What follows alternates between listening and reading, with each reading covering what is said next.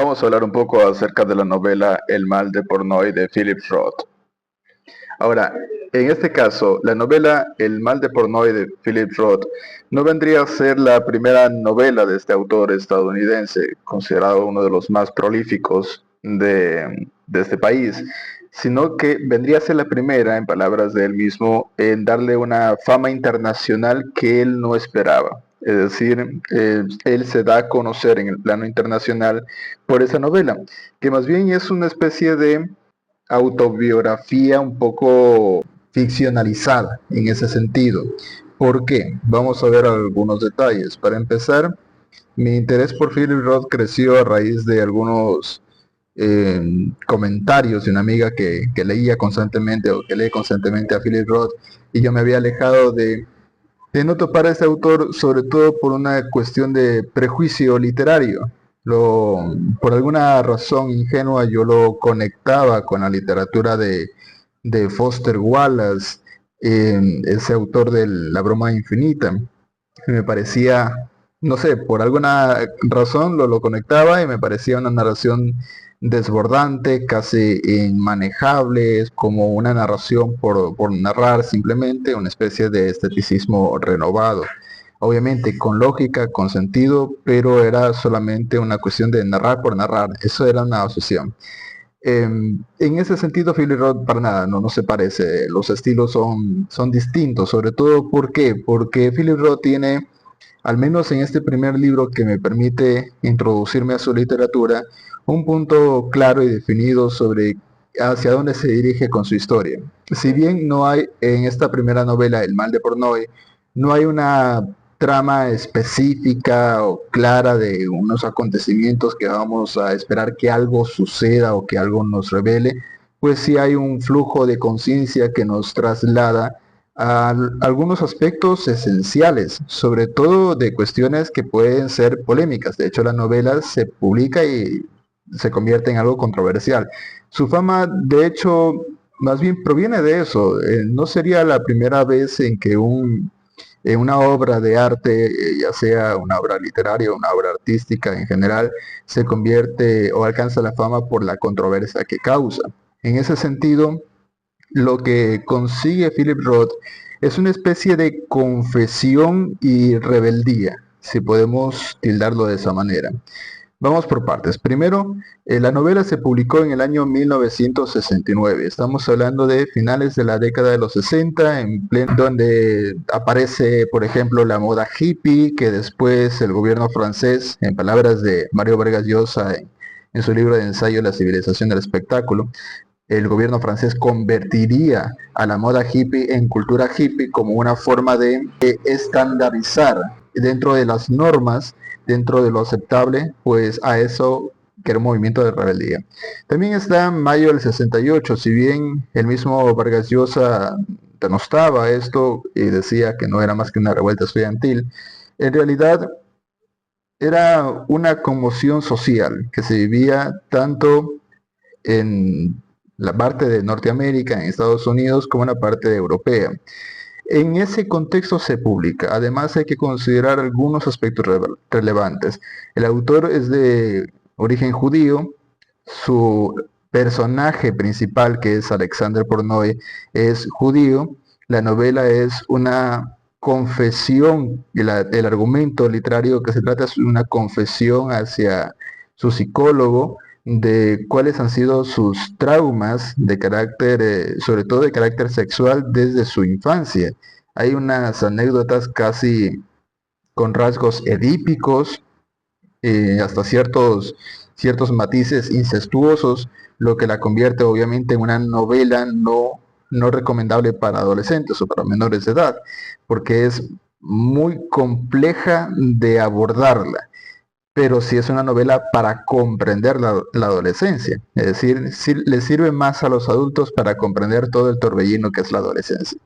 En ese sentido, Alexander Portnoy, que es el protagonista, es como una especie de alter ego del mismo Philip Roth, y empieza a confesarle a su psicólogo pues cómo ha sido su vida, sobre todo marcado por la cultura judía, la religión judía en sí mismo, las normas Y hay algunas frases que son reveladoras. Por ejemplo, en ese contexto dice, en la página 6, por ejemplo, ¿qué clase de niño era cuando creía que mi madre no estaba delante? Es una duda que se plantea y en realidad es una especie digamos, de punto medular. ¿Qué clase de personas somos cuando nadie nos observa? Y sobre todo en la conciencia de él, ya siendo adulto incluso, pero esa conciencia la tenía o ese sentido de culpa la había desarrollado desde niño y decía, bueno, ¿qué clase de niño era cuando mi madre no me veía? Ese cargo de conciencia, por ejemplo, que para digamos, los hombres o las personas, entre comillas, normales, pues se asimila con el tiempo, se supera con el tiempo, esa especie de inquietudes de cómo somos cuando estamos completamente a solas o cuando creemos que nadie nos observa. Entonces, en ese sentido, se encuentra, por ejemplo, algunas cuestiones o cuestionamientos que él se hace. Dice en la página 36. Es un chiste familiar el día en que estaba yo mirando una tormenta de nieve por la ventana de muy pequeñito y pregunté, muy ilusionado, mamá, nosotros creemos en el invierno. ¿Se da usted cuenta de lo que estoy diciendo? Le dice Alexander Pornoy al psicólogo. A mí me crió una panda de otentones y de zulúes. Bueno, para entender este contexto en toda la novela, vamos a encontrar una especie de crítica fuerte hacia la religión judía, hacia la cultura. Llamémosle un poco más a la cultura judía, obviamente con los matices religiosos que conlleva. ¿Por qué le denomino más cultura que religión? Porque es la forma no solo de creer como tal en un Dios, sino la forma de vivir, de comportarse, lo que él critica a lo largo de toda la novela. De hecho, este sería un cuestionamiento que acompañaría a Philip Roth a lo largo de toda su trayectoria literaria. Entonces, dicen otras expresiones, por ejemplo, en la misma página 36, el sentido de culpabilidad, los temores, se me metió el terror en los tuétanos. ¿Qué había en su mundo, el de mi madre y mi padre, que no estuviera cargado de peligro, chorreando gérmenes lleno de riesgo? ¿Para cuándo dejaban el entusiasmo, la osadía, el valor? ¿Quién había transmitido a mis padres semejante sentido de la vida tan timorato? Entonces, como vemos, la novela a lo largo de todo su desarrollo, de toda su trama, va a tener esto. Si bien es una confesión, un flujo de conciencia, porque muy poco vemos interactuando a los otros personajes, la madre en algún momento obviamente entra en escena gracias a los recuerdos que tiene Alexander Pornoy en este caso, y entra en escena junto a diálogos con el padre, y conocemos un poco a través de la mirada de Alexander Pornoy, pues cómo es la vida en familia, cómo era incluso la perspectiva que él tiene de su hermana, un poco la hermana como un fantasma. De hecho, en una parte de la novela diría, los primeros años no me di cuenta ni de que la conciencia existía como tal, me di cuenta mucho después de que existía la hermana. Entonces, para él era siempre una especie de lucha en contra de los padres, sobre todo por esa imposición. El padre también no es un padre violento, para nada, no es un padre riguroso, es más bien como él incluso lo tilda a veces un padre cobarde, un padre que le intenta implantar sus normas, pero no de una forma exigente, lo intenta hacer de una forma racional, con argumentos, pero el mismo Alexander Pornoy se revela ante eso y obviamente pues para él no tiene mucho sentido ese conjunto de creencias.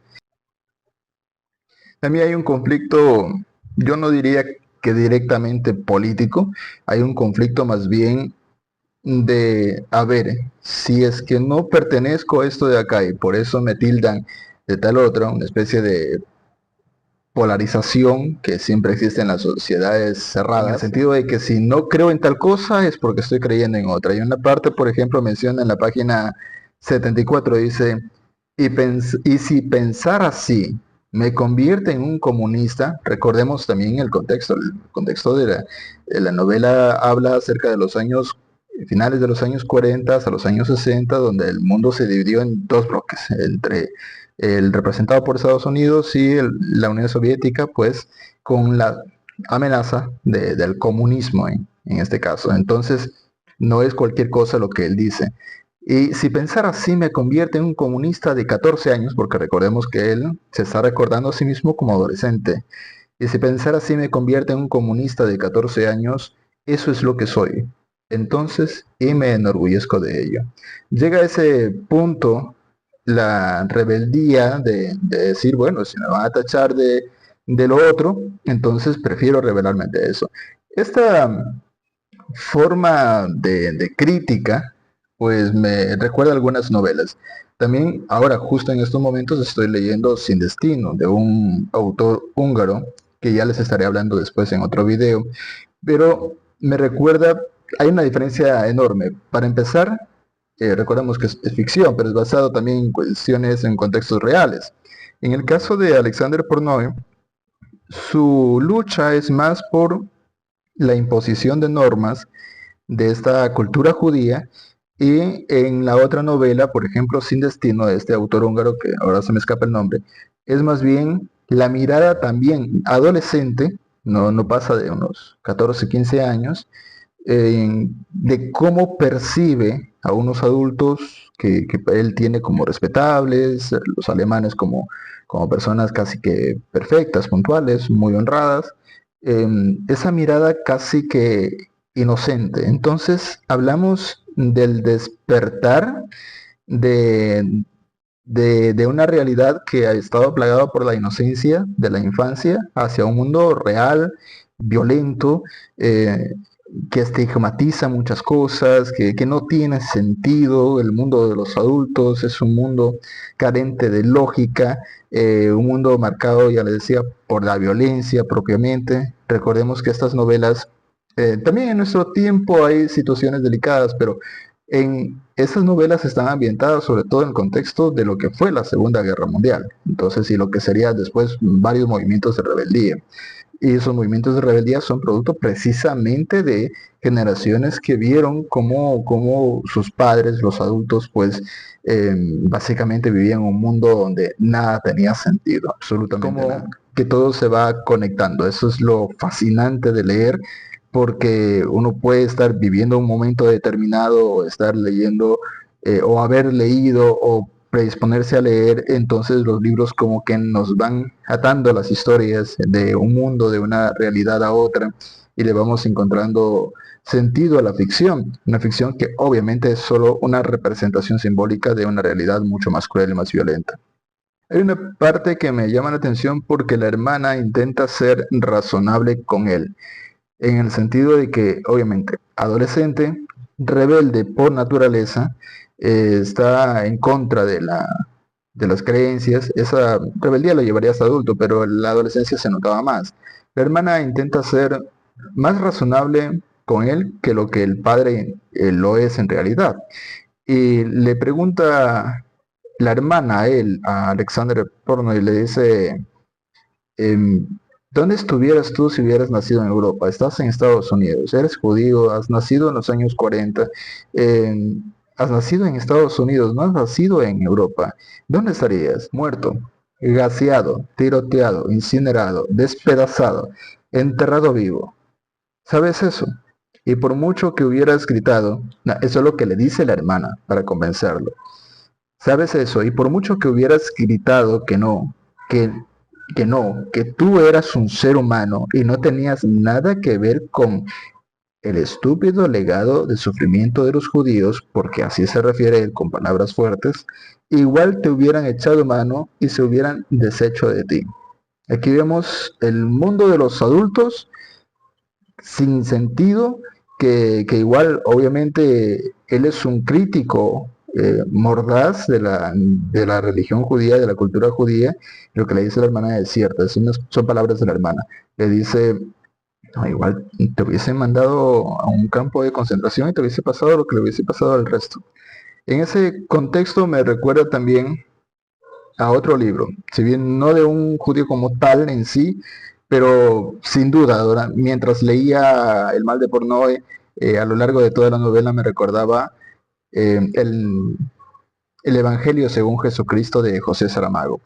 Esta novela, que es una novela, es una ficción, ¿no? No es obviamente, como dice el título, no es un evangelio, pero tiene como propósito representar lo que en realidad son las costumbres judías.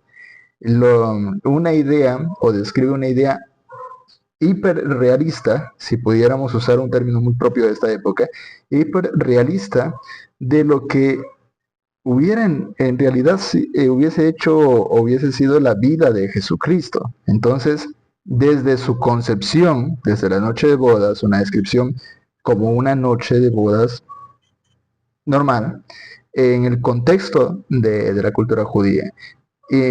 Esa descripción total que se hace, por ejemplo, en el Evangelio según Jesucristo de José Saramago, pues nos brinda ya una perspectiva de lo hermética que puede llegar a ser esta cultura en ese contexto, en ese sentido. Entonces es difícil no relacionarla, es complicado no plantearse algunas conexiones que nos permitan entender un poco más, digamos, por qué surgen novelas que tienen esta crítica hacia los judíos como tal. De hecho, él le responde a la hermana. Él menciona en una parte, le dice, supongo que los nazis son una excelente justificación de todo lo que ocurre en esta casa.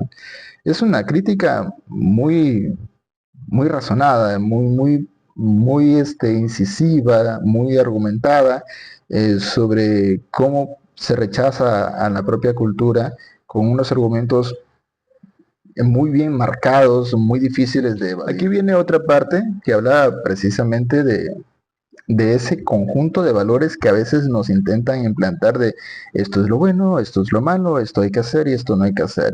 Y dice él, no podéis ni imaginaros el modo en que pueden reaccionar algunos tras haber cumplido penas de 15 y 20 años respetando la noción de lo bueno que algún demente hijo de les ha impuesto.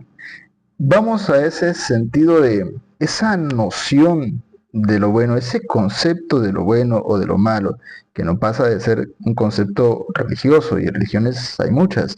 Entonces, de qué es bueno y qué es malo, básicamente es una imposición religiosa. Si bien considero personalmente que a lo largo de la historia ha sido necesaria, sobre todo para no caer en la ley de la selva y no dar rienda suelta a los impulsos, a las reacciones viscerales, como diría Freud, eh, también nos ha conllevado a situaciones de extrema violencia, a situaciones incluso de guerras. La historia registra un montón de acontecimientos, de guerras, sobre todo producto de la religión. Eso no hay más que escarbar un poquito en la historia para darse cuenta. Entonces, no solamente hablamos de la masa en sí, de la sociedad en sí, de su reacción frente a lo que se considera bueno o malo, sino a nivel personal, a nivel de individuo. Es muy complejo permanecer toda la vida con una noción tan rígida de lo que es bueno o lo que es malo. Yo lo veo muy complejo. Es decir, el ser humano es cambiante, el ser humano no es un personaje plano, ni siquiera en la literatura. De hecho, cuando en las novelas nosotros vemos, por ejemplo, personajes que toda la historia son buenos, pues es una mala novela. O sea, si toda la historia ha sido malos, es una mala novela. Entonces, o una mala historia. Porque los personajes, incluso en la ficción, tienen que representar esa naturaleza cambiante. Puede ser un tirano, por ejemplo, se me viene a la mente, puede ser el personaje de Trujillo en la fiesta del Chivo de Mario Vargas Llosa, un ser espantoso, horroroso, y al mismo tiempo pues tener alguna especie de acción buena, que algo lo rescate. Asimismo, en nuestra realidad es muy difícil imaginar a personas 100% buenas. Entonces, ¿por qué? Porque la hipocresía, los prejuicios, la xenofobia, la homofobia, etcétera, etcétera, forman parte de ese comportamiento humano, incluso sin que nos demos cuenta. A veces lo normalizamos en el sentido de que eh, somos seres cambiantes, somos seres emocionales. En ese sentido, la novela se enfoca en revelarnos eso. Ya lo decía varias veces, vamos a encontrar crítica a la religión judía por todas partes en esta novela, pero hay otra más, en la página 163 que menciona, dice, a los judíos les aborrezco por su estrechez mental, por su arrogancia moral, por la noción increíblemente extraña que tienen esos cavernícolas padres y parientes míos, y que no sé de dónde se habrán sacado, de su superioridad sobre los demás. Pero en cuanto a horteras y baratos, en cuanto a creencias que abochornarían a un gorila, ahí no hay quienes gane a los Goyim. A los Goyim es un término para referirse a aquellos que no son judíos, o sea, nosotros, digamos los cristianos. De hecho, también critica la religión cristiana en un momento dado y dice, si mi religión o mi cultura es de por sí, tiene ideas que no son fáciles de asimilar, no, pues los cristianos que empiezan a adorar bueno, entonces estaban más perdidos que nosotros. En ese sentido, la novela se convierte a lo largo de toda su trama en una crítica, como les decía, mordaz, en una crítica constante a la religión, a todo tipo de religión, no solamente a la judía principalmente, pero sí a todo aquello que se preste como una imposición de valores definidos. Hablando de otros personajes que aparecen, que no son muy definidos, que digamos, pues está, por ejemplo, la Mona o Mónica, en este caso, que es como su pareja, por la cual no siento un aprecio real, la ve como un objeto, básicamente, como el cumplimiento de sus fantasías de adolescente o de niño. Eh, Aparecen otras mujeres, básicamente esporádicas, pero una de ellas, en una parte, le estampa una verdad a él, es decir, no es solo una novela donde él tiene carta blanca para decir lo que sea y empezar a criticar a todo el mundo. También hay personajes que le devuelven esa bofetada a él y le dicen una parte, dice, tú no eres enemigo del sistema, tú ni siquiera supones un desafío para el sistema. Al contrario de lo que pareces creer, tú no eres más que uno de sus policías, un empleado a sueldo, un cómplice. Perdóname, pero debo decirte la verdad, te crees al servicio de la justicia, pero no eres más que un lacayo de la burguesía. Tenéis un sistema intrínsecamente injusto y basado en la explotación, cruel e inhumano, que no tiene en consideración alguna los derechos del hombre, y tu tarea consiste en dar una apariencia de legitimidad y moralidad al sistema, actuando como si la justicia y los derechos humanos y la dignidad humana pudieran de veras existir para una sociedad así, cuando obviamente no es posible. En ese contexto de verdades que se dan como bofetadas, es donde se desarrolla esta historia, el mal de Pornoy, que es básicamente, su mal consiste en tratar de rebelarse frente a las creencias de una comunidad donde él creció. Y en ese contexto también me recuerda a otra novela que yo tengo por acá.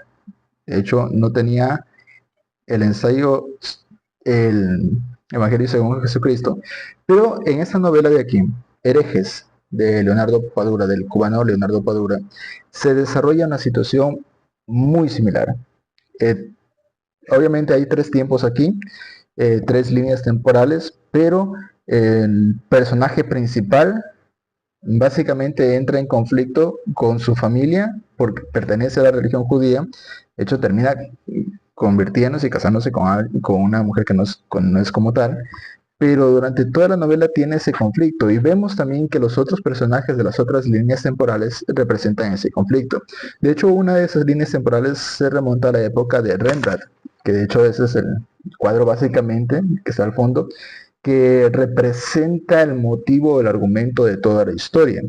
En Herejes encontramos también esa crítica a la religión, pero de un poco más despersonalizado, es decir, desde un punto de describir cuáles son los choques entre culturas, entre religiones, las masacres que han existido, que han sido innumerables y violentas a más no poder, por una cuestión de fe. Entonces, también vemos, por ejemplo, que se conecta con esta novela, una novela imperdible, al igual que el Evangelio según Jesucristo, que tampoco es tan recomendable para adolescentes, pero muy recomendable, sobre todo por un sentido de que la lectura tiene que llevarnos a desafiar nuestras propias creencias o status quo, nuestra zona de confort. Si un libro no logra provocar una especie de conflicto entre lo que hemos creído anteriormente, pues es un mal libro. Es una novela simple o no ha cumplido su función. Entonces, para que una historia, para que la lectura llegue realmente a ser buena, para que enganche al lector, tienen que ser obras que desafíen sus creencias, que desafíen lo que ha creído hasta ese momento, sus percepciones de la realidad, que lo desestabilicen, porque si leemos solamente para confirmar nuestros sesgos, nuestras propias creencias, pues es solamente un ejercicio, un pasatiempo cualquiera. Pero la lectura es más que eso. La lectura nos permite a nosotros desestabilizar nuestras opiniones. Ya sea, por ejemplo, si tenemos creencias de izquierda, pues leer a los escritores o a los ideólogos de derecha y comprender por qué piensan así. O si tenemos ideas de derecha, a su vez, tratar de darles una oportunidad a los de izquierda y por qué piensan así. En ese sentido, estaríamos hablando de otros libros y que otras obras logran desestabilizar lo que habíamos pensado en un momento determinado.